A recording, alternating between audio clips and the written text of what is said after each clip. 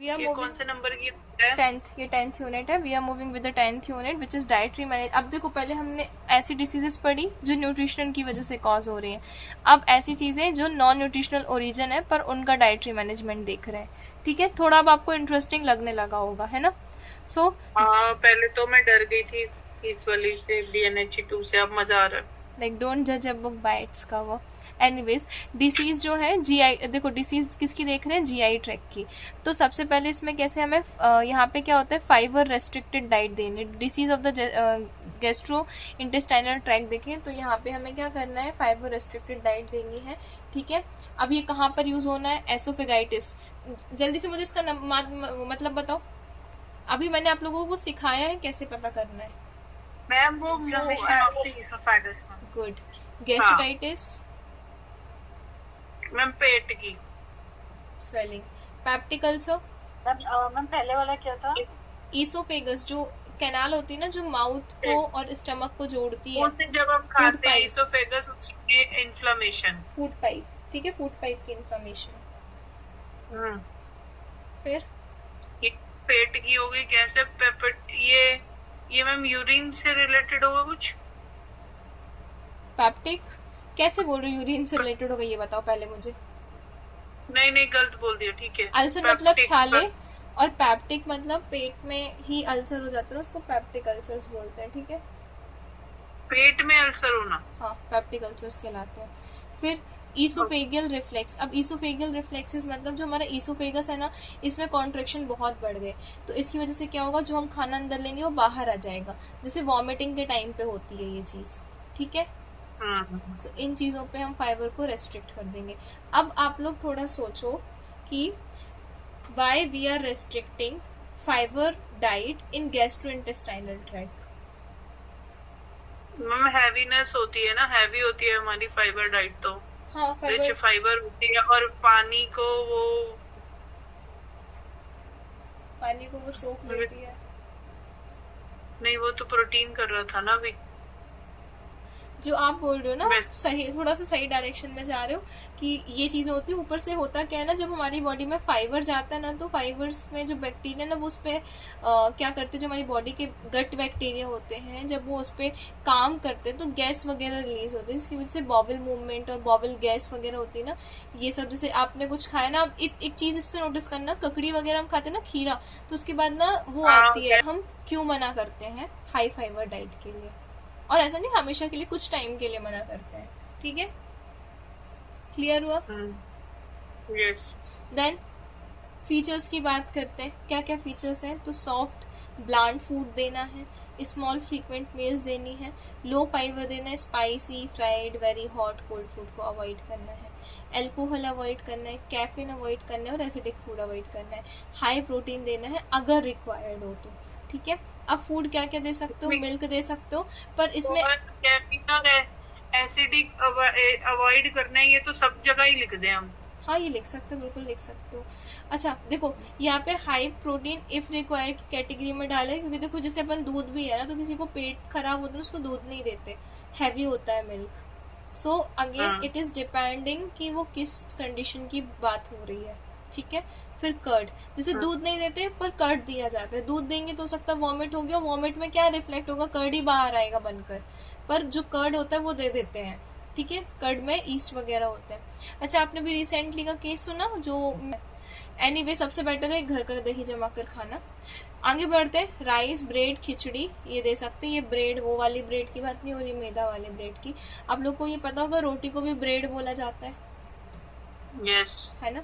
Then well cooked vegetables, fruit juices, egg, fish, chicken. Again it's depend on कि वो किस type की problem है, क्योंकि स्टमक से रिलेटेड प्रॉब्लम्स में मीट अवॉइड किया जाता है. देन फूड्स क्या क्या अवॉइड करने हैं, तो fried food, spicy food, strong T, coffee, high fibre foods, tamarind और वेजिटेबल्स विद सीड. एक होमवर्क और देती हूँ मैं, 3 होमवर्क हो जाएंगे. कि ऐसा बोलते हैं ना, खटाई नहीं खानी है, इमली नहीं खानी है, तो जीआईटी प्रॉब्लम्स में इमली क्यों मना की जाती है, ये गैस होती है ना इससे. इमली से गैस होती है, इसका एक और नहीं आती मैडम? आती है. इसका एक और रीजन है, वो आप लोग कल पता चलो. ठीक है, 3 होमवर्क हो गए, याद करना. फिर आगे बात करते हैं लो रेसिडुअल डाइट की। तो कम डाइट्स कब यूज करनी है? क्रोनिक डिसीजेस में। क्रोनिक डिसीजेस मतलब जो लंबे टाइम से चलती आ रही है। अल्सरेटिव कोलाइटिस में, अल्सरेटिव मतलब अल्सर, और कोलाइटिस मतलब, अभी मैंने एक चीज नहीं, मैंने एक टर्म बताई थी, अगर आप लोग को याद हो तो। मैम इंफॉर्मेशन है, कोलोन पेट में ही होगा मैडम। आ गया ना नाम से समझ में? वेरी गुड तो बोल दो। गुड। तो इसमें अल्सर्स भी हो जाएंगे और कोलोन में इन्फ्लामेशन भी हो जाएगा, ठीक है।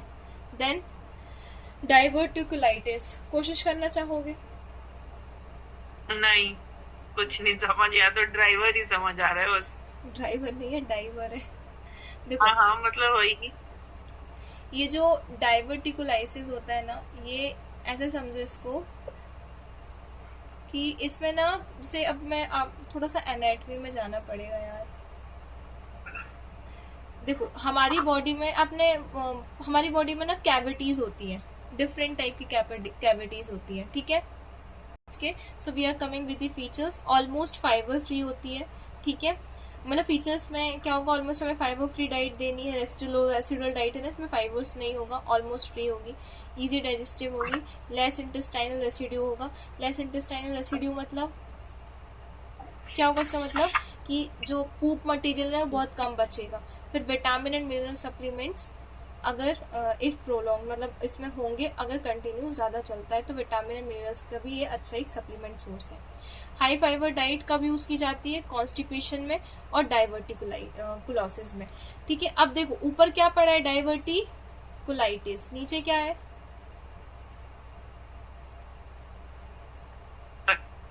उसमें इन्फ्लामेशन था, और मैडम सिस्ट जिसमें लगे वो क्या होता है? नहीं, उसका मतलब नहीं होता। ये जो आप सिस बोल रहे हो ना, इसका मीनिंग नहीं होता है। सिर्फ किसका मीनिंग होता है? एक पता है मेरे फोन में ना, एक सेकंड रुकना, नहीं रहना तो बाद में मैसेज कर दूंगी। हाँ, तो ये जो आप सिस बोल रहे हो ना, इसका कोई मतलब नहीं होता है, ठीक है। ओके। सिर्फ जो आइटिस मैंने समझाया ना, सिर्फ उसका मतलब होता है कि इन्फ्लामेशन में हम लास्ट में क्या लगाते हैं? आइटिस लगाते हैं। अब ये जो डाइवर्टिकुलोसिस और डाइवर्टिकुलाइसिस है ना, ये दोनों अलग अलग है, इसमें कंफ्यूज नहीं हो जाना। ये ऑसिस है, ये आइसिस है। आइटिस में हमें फाइबर नहीं देना है, और कुलोसिस में हमको फाइबर देना है, ठीक है। अब डाइवर्टिकुलाइटिस में क्या था? इन्फ्लामेशन हो गई थी, ठीक है। अब ये इन्फ्लामेशन डिफरेंट टाइप की वजह से हो सकती है। नॉर्मली कोलोन के पास बैक्टीरिया होता है, तब इसको बैक्टीरियल इन्फेक्शन की उससे याद कर सकते हो। पर ये जो डाइवर्टिकुलोसिस है ना, ये एक स्ट्रक्चरल चेंजेस की वजह से होती है। इसमें क्या होगा, जो पाउच है ना वो खुद डाइवर्ट हो जाएगा, उसमें ऐसा कुछ इन्फेक्शन या इन्फ्लामेशन नहीं होती। डाइवर्स बस होता है। डाइवर्स मतलब अपने डिफरेंट डायरेक्शन से इधर उधर होना, ठीक है। सो इसमें हम हाई फाइबर रिच डाइट दे सकते हैं। क्लियर हुआ? ये डाइवर्टिकुलोसिस में फाइबर देना है, और आइटिस में फाइबर नहीं देना है। आइटिस में इन्फ्लामेशन हो गया, इसलिए नहीं देना है। एक और क्वेश्चन यहाँ से अराइज होता है कि why we are recommended high fibre diet in diverticulosis and why not in diverticulitis? सोच सकते हो इसका आंसर? ये भी आ सकता है मैम। नहीं आएगा, इतने कॉम्प्लेक्स क्वेश्चंस नहीं पूछेंगे, मैं आप लोगों से पूछ रही हूँ। क्योंकि मैम जो फाइबर है वो क्लीनिंग का काम करता है बॉडी में, तो वो शुगर पेशेंट को ज्यादा फाइबर ऐड करने के लिए बोलते हैं। शुगर पेशेंट की तो बात ही नहीं हो रही ना अभी। हाँ, अभी शुगर पेशेंट की थोड़ी बात हो रही है। आप डायबिटीज से रिलेटेड कुछ बोल रहे हो ना? नहीं, मैं डाइवर्टिकुलोसिस बोल रही हूँ। मेरा क्वेश्चन ये था कि अच्छा, डाइवर्टिकुलाइटिस में क्यों हम फाइबर रिच डाइट नहीं दे रहे हैं और इसमें दे रहे हैं। देखो एक चीज समझना, यहाँ पे क्या प्रॉब्लम हो रही है, यहाँ पे ये हो रहा है कि इन्फ्लामेशन हो रहा है, और इस टाइप पे और इन्फ्लामेशन मतलब सूजन आ जाना, सूजन मतलब फूल जाना, और ऑलरेडी कोलोन के पास क्या लार्ज इंटेस्टाइन है, वहां अगर हाई फाइबर रिच डाइट देंगे तो ऑलरेडी ऑब्वियसली सी बात है ना, वो चीज फूल जाएगी। इंटेस्टाइन भी फूलती है, जब फ्रेश होने के टाइम पे बॉबल मूवमेंट्स आते हैं ना, तो बॉबल मूवमेंट्स होंगे, फूलेगी वहां पे, अगर फाइबर होगा पानी सोक करेगा, तो इन्फ्लामेशन इनके टाइम पे क्या होगा, ऑलरेडी स्वेलअप है, और ज्यादा स्वेलअप हो गया तो रप्चर होने के चांसेस ज्यादा हो जाएंगे, ठीक है। और रप्चर अगर कोई चीज अंदर होती है तो फिर सीधे फेटल कंडीशन आ जाती है, वो डेथ वाली कंडीशन। और वहीं पे डाइवर्कुलोसिस में सिर्फ क्या हुआ है, डाइवर्ज हुआ है, सिर्फ अपने डायरेक्शन से गया है।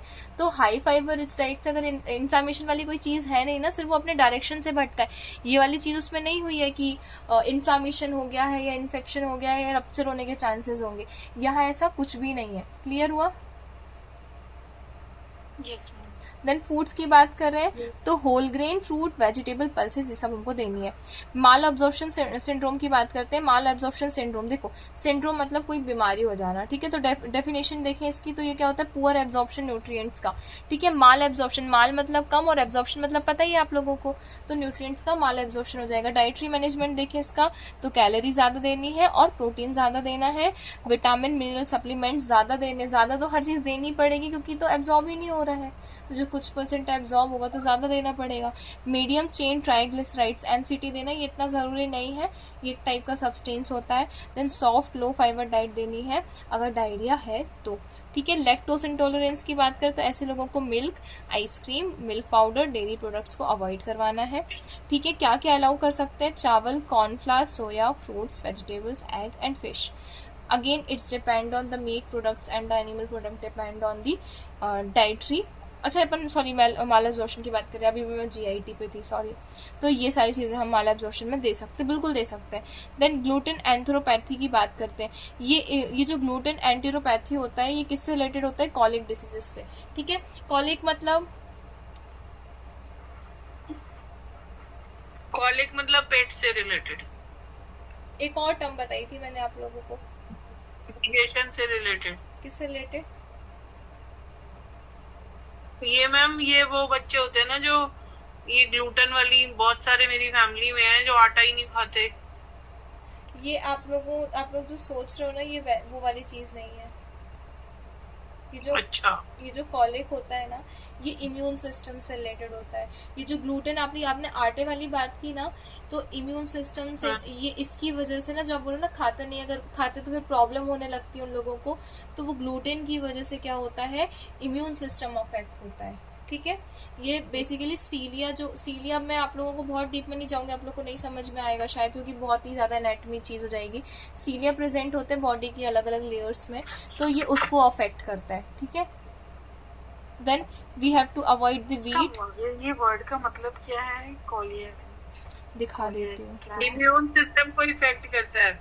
इम्यून सिस्टम को अफेक्ट करेगा, नहीं कॉलिक का मतलब नहीं इम्यून सिस्टम को अफेक्ट करेगा, कॉलिक को अफेक्ट करता है और इम्यून सिस्टम को, देखो मैं क्या करता है, इम्यून सिस्टम को अफेक्ट करता है जहाँ पे कॉलिक अफेक्ट होता है इम्यून सिस्टम के अफेक्ट होने की वजह से, ठीक है।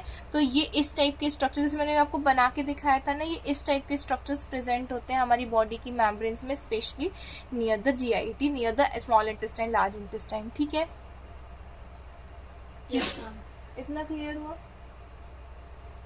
एक minute. Then we have to avoid the maida, sooji, bread, biscuits. आगे बात करते हैं लीवर डिसऑर्डर्स की। हेपेटाइटिस, देखो हेपेटिक वर्ड जो है ना, ये किससे आता है, हेपेटिक वर्ड आता है लीवर से। जब भी हेपेटिक की बात हो समझ जाना लीवर की बात हो रही है।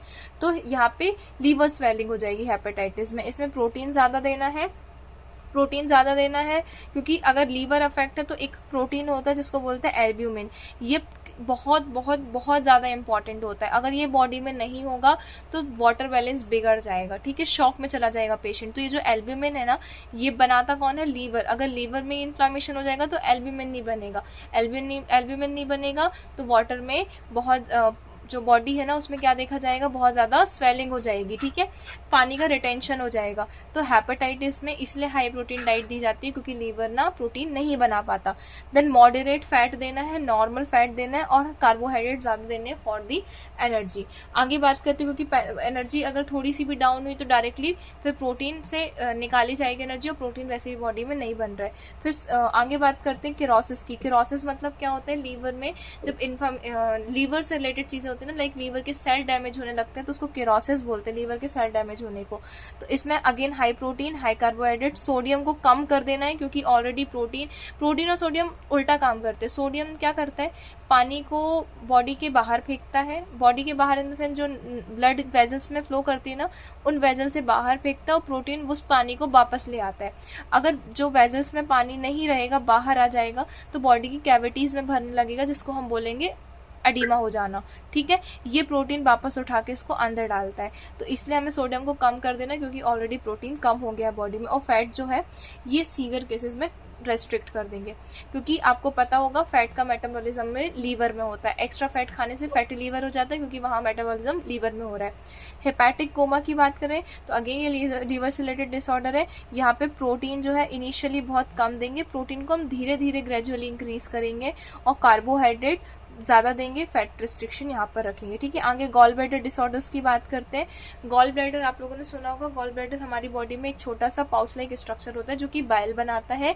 ये गॉल ब्लैडर डिसऑर्डर्स में कोलोसाइटिस। अच्छा मैं एक काम करती हूँ, सुनो